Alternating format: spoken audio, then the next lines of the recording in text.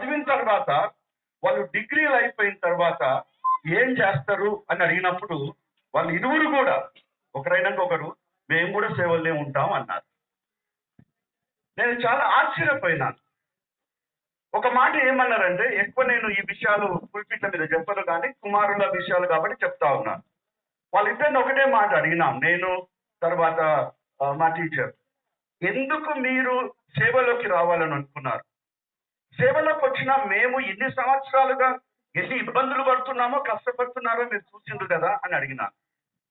దానికి ఒకటే మాట అన్నారు, మీ జీవితాలు చూసిన తర్వాత మేము సేవకు రావాలనుకున్నాం. మీ జీవితాలను చూసిన తర్వాత మేము సేవకు రావాలనుకున్నాం. అది వాళ్ళు ఇచ్చిన జవాబు. కాబట్టి ఇక్కడున్న మనం అందరం కూడా కాపురులం, దేవుని సేవకులం, పిలువబడ్డ వారం. మనమంతా కూడా మొట్టమొదట మనం పాటించాల్సింది ఏంటంటే వాక్యాన్ని నేర్పించడమే కాదు చిన్న బిడ్డలకి, కానీ వాక్యానుసారంగా మన చేతనైనంత మటుకు మనం జీవిస్తూ ఉన్నట్లయితే చిన్న బిడ్డలు మనల చూసి నేర్చుకుంటారు. ఒకవేళ